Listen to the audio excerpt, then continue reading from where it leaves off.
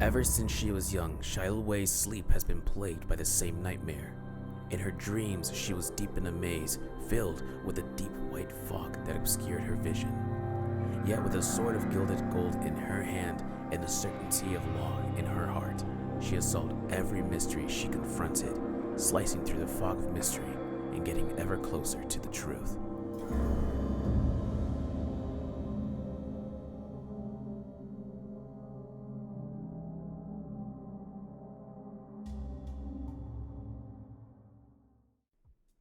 How's it going, guys? My name is Cerverio, and we're going to take a look at Shayol Wei's kits over the course of the test server being live, previously to the patch on the 31st of January, where under live service we will see the final results of her kit.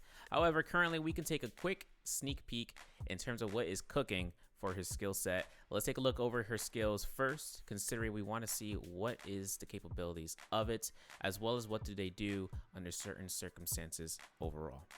Now, for her F1 skill being called Shield Bash, what it does is that it will knock back nearby enemies airborne and can be used while under attack, meaning it is going to be a combo breaker overall. One certain predicament that you can actually be able to do for it is that with Shield Bash, getting an enemy into a state of being caught out while in midair causes them to be flying back significantly farther than what's normally done.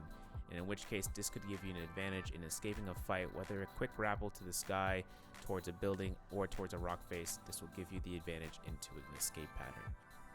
For F2 Shield Bash Rush, what we'll see is that Shayol Wei will start running towards with her shield and cause a light stagger for the first initial hit, but a heavy slam down attack for the F2 or for the second hit, allowing for a massive amount of damage to be done for the enemy.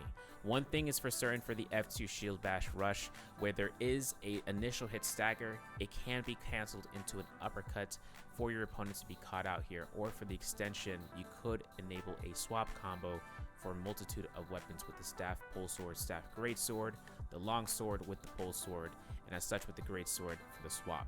A big amount of combos can be coming out of this for a lot of players if they are already accustomed to these movesets, and allowing for Shield Bash Rush to have the capabilities of doing that as a part of its kit is an immense power spike for her capabilities in a 1v1 situation. Another thing that Shield Bash Rush does is grants her a gold focused state, and she can run for 5 seconds with full skill cooldown, canceling early with a shift and allowing for the skills to cooldown to go down to 10 seconds. Whether this is an intentional, this is a great must for players who are just looking to try to disengage from fights, and as an overall pick to be able to have multiple options to the table for whenever the time comes.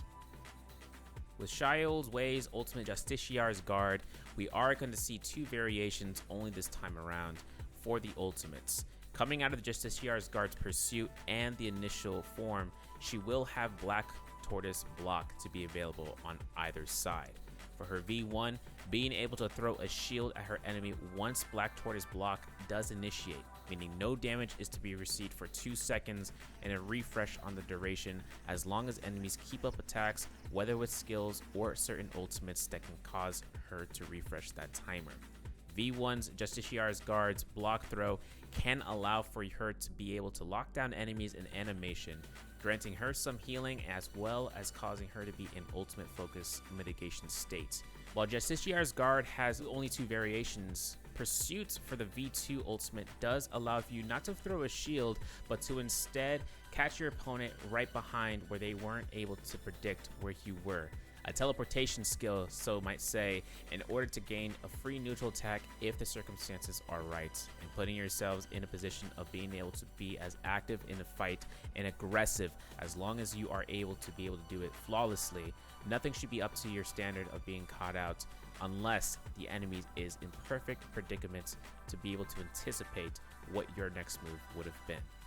Keeping in mind about Justiciar's Guard and Justiciar's Guard's pursuit, please keep in mind that changes could be made to them in the future. We will see and how that is to come. My personal thoughts with her onto the test server, it allows for her to be seen whether or not the current standard that they have could be changed before the live service releases.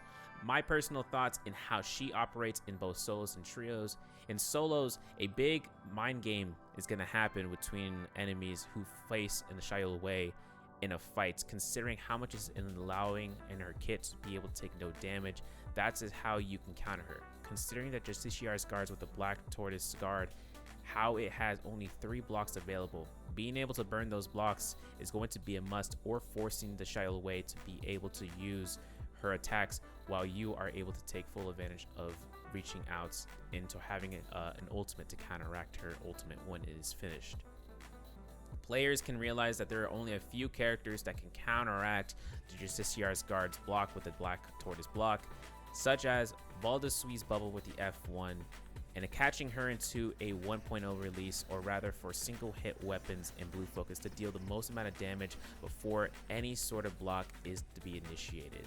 For Valdes, her biggest play is to allow for the bubble for F1 and putting herself in a position of throwing an R&B with the spear, throwing longsword blues, or just being able to get a pull sword and R&B slash vertical blue focus to the face.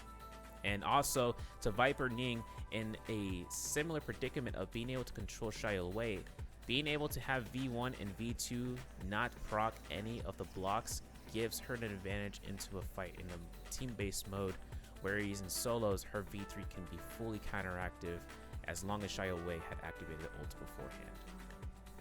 Tianhai does also have a counteraction to her, being able to grab her outside of even in the block state or even under the guard. She will not have any sort of counterplay against Tianhai so long as she does not activate the ultimate right after the slam down that comes out from Tianhai to not kill potential her. Tumulch does have an advantage of being able to throw a wisp at Shayol Wei. However, if she has herself to be caught into Black Tortoise block mode, she won't be able to get wisp CC controlled, in which case every single ticks of the wisp will allow for the refresh to happen. So for team synergy, being able to catch her with a single wisp before her block is to be initiated is going to be the best play and opportunity for herself to be able to be caught out in a team fight as long as the focus is there. Otherwise, I think a lot of chances for her to shine out into the scene is going to be happening, whether for the ranked modes or for the Immortal War modes.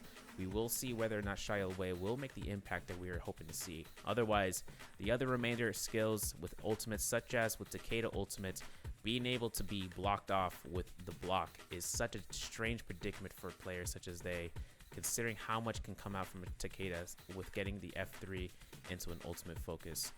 It won't happen as long as her ultimate is available to be made. Other than that, we will see what Shayol Wei has to offer over the course of time.